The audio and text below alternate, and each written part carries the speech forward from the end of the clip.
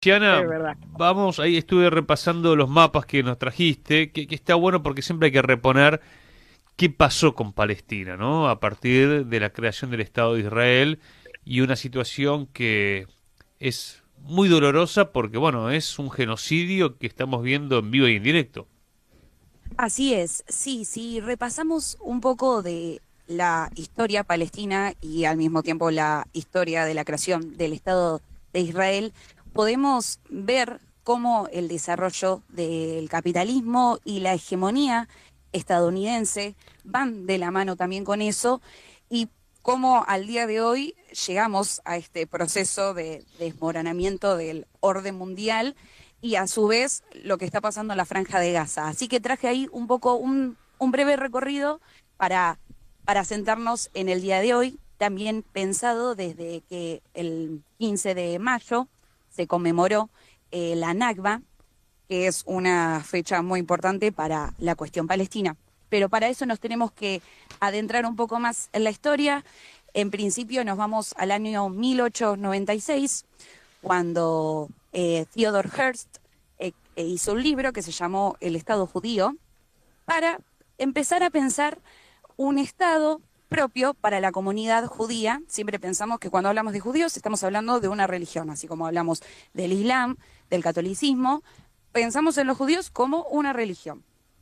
¿Qué pasaba? En esos momentos en Europa había una fuerte discriminación para los sectores judíos europeos, pensándolos no como descendientes directos de los judíos que habitaban eh, a principios de la historia de nuestro siglo, ¿no? De después de Cristo, que eran los primeros semitas, sino que eran descendientes judíos europeos que llevaban la religión. Siempre pensamos que había judíos en lo que es toda la región asiática occidental, en lo que era Palestina la histórica, en el Líbano, en Siria, sí, sí, ahí siempre hemos tenido comunidades judías.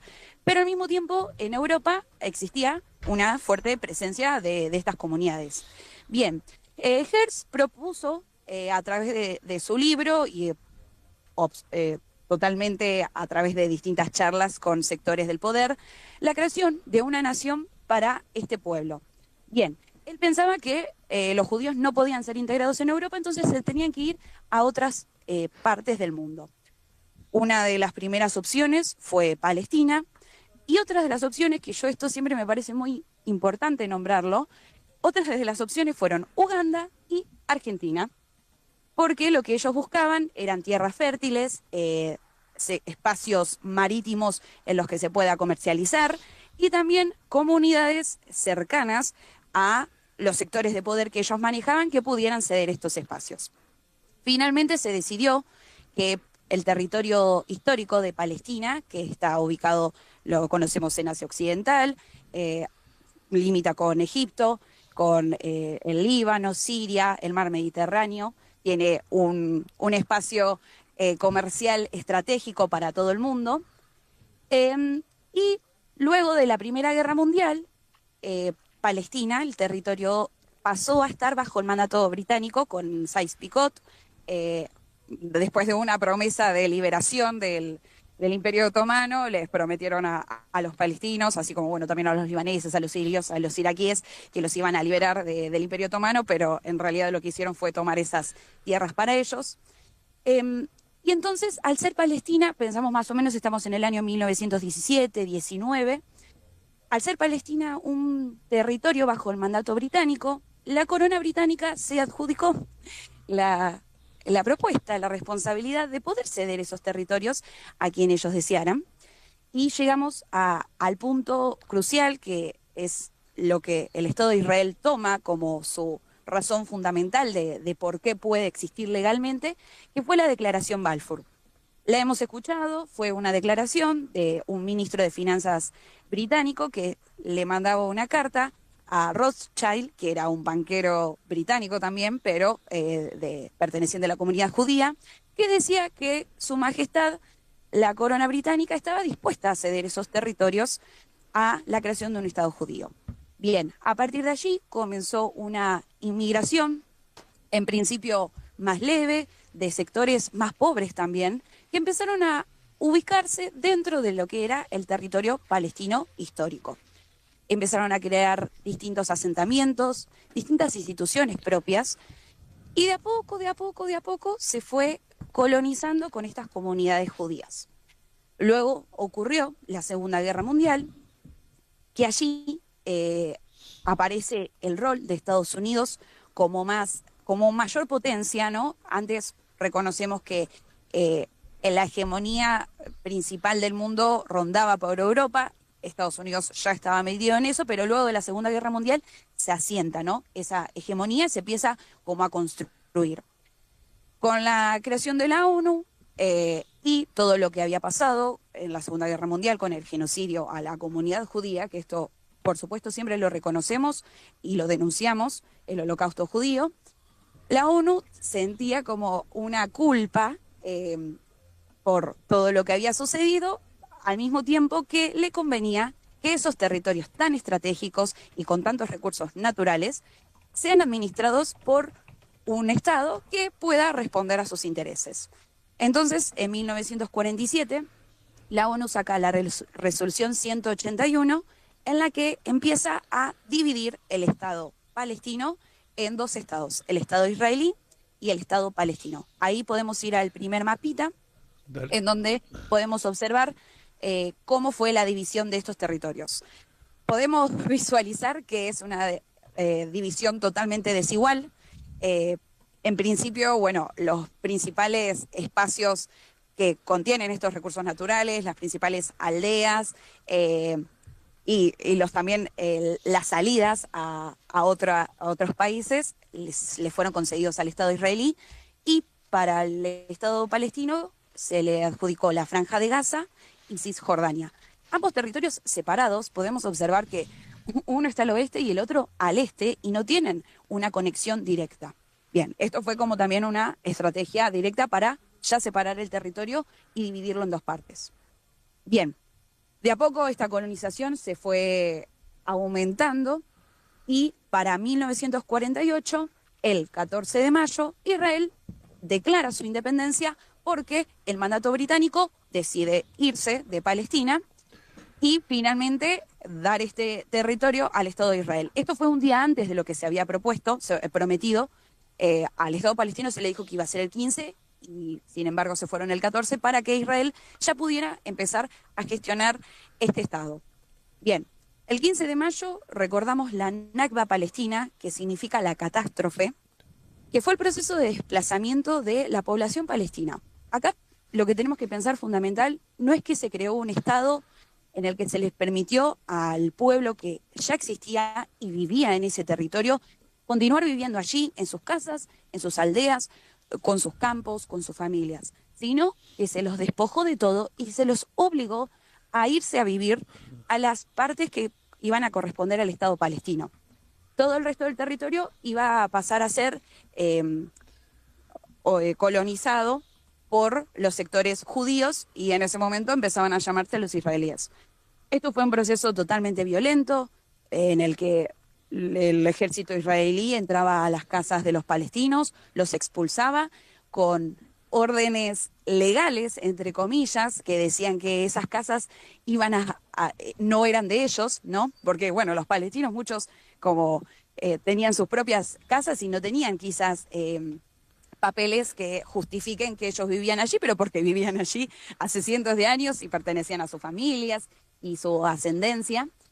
Y bueno, con este proceso, que fue legal, entre comillas, porque tenían la protección de la ONU, el Estado de Israel empezó a ocupar, ya les digo, muy violento, con violaciones a las mujeres, a los cuerpos, a los espacios públicos, y la expulsión masiva. Lo que veíamos hoy también eran imágenes de ese desplazamiento. La gente se tuvo que agarrar lo que tenía a mano, a sus familias, e irse caminando. Otros pudieron irse en móviles, otros en trenes, pero se tuvieron que ir. Esa fue la única opción que tuvieron. Desde ese momento, el Estado palestino, bueno, está totalmente ocupado, y cada día esos límites que se había propuesto con la resolución 181 del 47 han sido olvidados y han sido masacrados, porque el Estado de Israel ha tenido una propuesta mayor en este libro del Estado judío del 96, del 1896, Sí. que proponía un gran Israel. Ahí nos vamos al mapita número 2. Este Estado del gran Israel propone un Estado judío desde Egipto hasta el Éufrates, ¿no? Hasta Irak sería. Pero no específicamente como un Estado único judío, sino lo que se propone es fragmentar a los estados árabes vecinos en pequeños estados sectarios, ¿sí? Y que no puedan tener una autonomía propia, sino como que constantemente estén dependiendo de este Estado israelí. Esto, por ejemplo, lo podemos ver actualmente en Siria, con lo que es la comunidad drusa, que es una comunidad que recibe muchos favores del Estado de Israel y está ubicada en los Altos del Golán, otro territorio ocupado ilegalmente por Israel en el 67, que en este momento, bueno, en Siria tenemos muchos grupos sectarios actualmente, pero lo que la comunidad drusa, por su parte, busca también esta como independencia de Siria a favor de Israel. Bien. En el Líbano estamos Shiana, viendo lo te mismo. freno un segundo porque como esto es Sí, radio, para poder describir, no, les pido que mantengan ese mapa. sí, A ver, el mapa del Gran Israel sería, ¿no? Como para poder graficarlo. sí, Morfarse parte de Egipto, Sí. sí. ¿no? Parte, digamos, La, todo Jordania, la península del Sinaí, que es un territorio clave, el canal de el Suez. canal de Suez, Claro. claro, ni más ni menos. Bueno, todo lo que es Jordania, gran parte de Siria, gran parte de Irak, hasta poquito de Kuwait, se mete en el Sí, territorio turco, es decir, es un... A ver, es una concepción imperialista, expansionista y supremacista, sobre todo. exactamente, exactamente. Y esto, yo ya les digo, responde también a la ubicación estratégica de estos países y los recursos que estos países eh, tienen y mantienen, ¿no? Olvidando y dejando de lado las comunidades que existen, las culturas que existen, ¿no?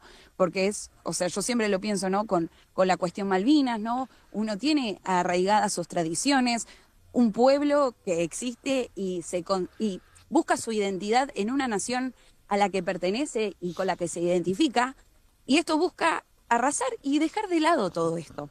Justamente también una de las estrategias de, para generar veracidad del Estado de Israel fue apropiarse de la cultura palestina, de símbolos, de tradiciones, de bordados, de comidas, de incluso de música y bailes que pertenecían a la cultura palestina y árabe y apropiárselos como propios. Acá en Berizo, por ejemplo, tenemos la fiesta del inmigrante, nosotros vendemos comidas árabes, vendemos fatay, vendemos kepe, shawarma, ¿y qué pasa? En la colectividad israelí vende lo mismo. ¿Pero por qué? Si son platos típicos de estos países, ¿no? Esto lo traigo como para dimensionar también la estrategia de llevarlo no únicamente a cuestiones internacionales y de funcionarios, ¿no? Respecto a límites, sino también en una narrativa que hace que la comunidad internacional crea este relato, ¿no? Y lo considere como propio, porque diga, ah, sí, bueno, ellos tienen tradiciones propias, tienen sus bailes, y no, esto ha sido un robo directo a las tradiciones, a la cultura y, bueno, a la soberanía, por supuesto. Eh, yo hoy les nombraba un poco cómo esto también va de la mano con la decadencia o el declinacionismo del hegemón de Estados Unidos. ¿Por qué? Porque podemos también observar una crisis del capitalismo, de sobreacumulación, ¿no? Que es esta idea de acumular capital, capital, y luego no tener dónde desarrollarlo o dónde invertirlo, porque es una crisis de sobreacumulación. Entonces, se puede observar que lo que ha estado pasando también en Gaza, bueno, y en Cisjordania también, pero en Gaza específicamente desde el 7 de octubre del 2023, cuando Hamas decidió hacer un ataque dentro del Estado israelí, bueno, y tomó prisioneros a ciudadanos israelíes, se considera, y han salido ciertos informes, que Netanyahu, sí, los directivos israelíes, conocían este ataque. Pero ¿qué pasó? Lo utilizaron como una estrategia para luego poder desarrollar la guerra que se estuvo desarrollando. Hoy en día, lo que sucede en la Franja de Gaza es que hay un supuesto acuerdo de alto al fuego, pero es constantemente violado por el Estado israelí y las comunidades palestinas tienen que salir en su defensa, principalmente Hamas, a detener, ¿no?, estos ataques constantes. Con el acuerdo del alto al fuego se estipularon distintas cuestiones. En principio, bueno, la línea amarilla, que ahí tenemos un mapita, creo que es el número 3, que es el de la BBC, es exactamente. Se había estipulado, bueno, una división de lo que era la Franja de Gaza para el Estado palestino nuevamente Sí. y para el Estado israelí. Pero esta línea, que se llamó línea amarilla, es constantemente violada por Israel. Ahí vamos al mapita siguiente. Ellos ahora lo llaman línea naranja, porque ya no es la línea amarilla que se había propuesto. Actualmente la Franja de Gaza está un 65% comandada por Israel. ¿Qué hacen ellos? Corren los bloques de hormigón que estaban puestos para delimitar esa línea amarilla y los llevan más al oeste, más al oeste, más al oeste. Gianna, te freno un segundo, porque dijiste Sí, algo que no lo quiero dejar pasar. La Mossad, Israel, sabía, planteas vos, la incursión de Hamas, en realidad es territorio palestino, ¿no? Ocupado sí, ilegalmente por los colonos, porque si vamos a las resoluciones de las propias Naciones Unidas, es algo que no hay que olvidar, ¿no? Es territorio palestino, reconocido por Naciones Unidas y ocupado ilegalmente por los colonos. Hay muchos argentinos, ¿viste? Doble nacionalidad, sí, que son exacto, argentinos e israelíes. De hecho, ese kibutz que se ataca, había muchos argentinos. Bueno, sí. ¿vos crees en esa hipótesis? La Mossad sabía los servicios de inteligencia de Israel y dijeron, bueno, que avance Hamas como para que después tengamos un argumento para poder profundizar el genocidio. ¿Eso es lo que vos crees?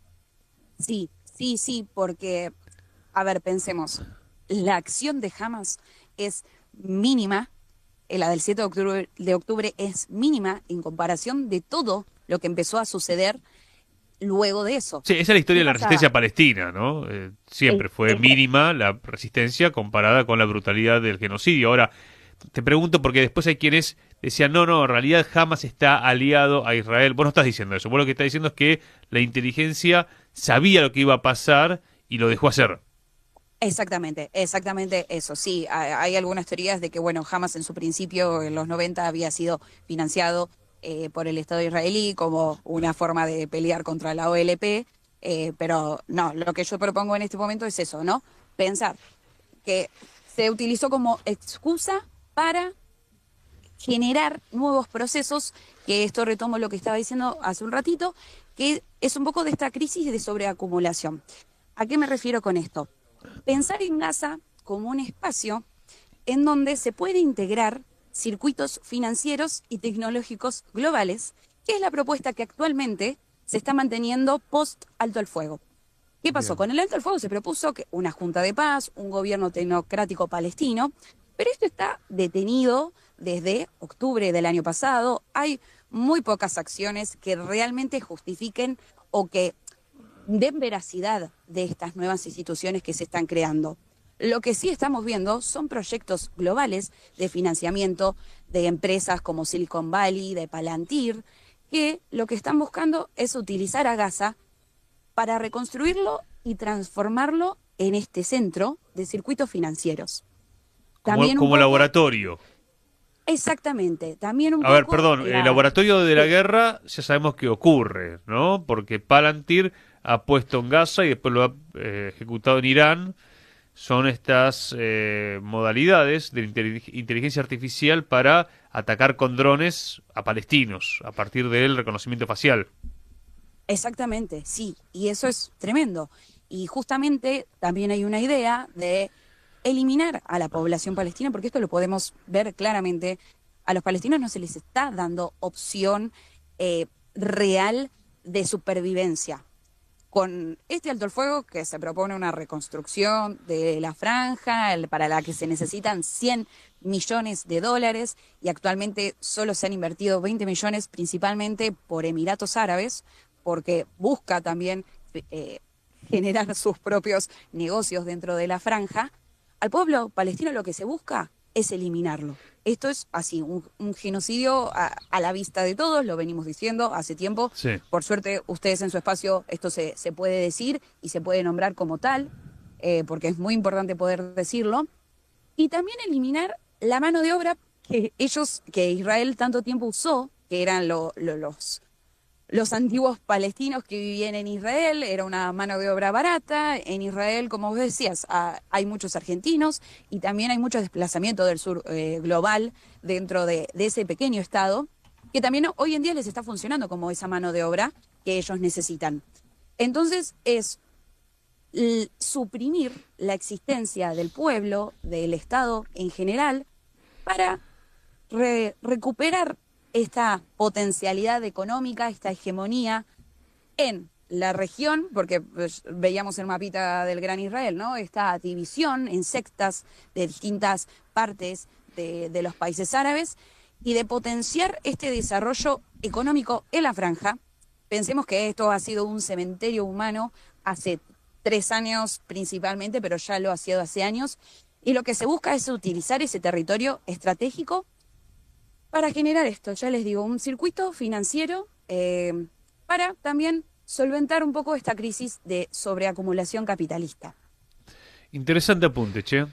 Estaba pensando, ¿sabes qué? En esto que contabas de la mano de obra de los palestinos en Israel, de la película documental No Other Land, Sí, que fue Sí, galardonada por el Oscar ujú. en estas muecas, la verdad, del globalismo. Sí, que fue galardonada, pero que después la Sí. censuraron porque nunca más se pudo encontrar en ninguna plataforma online.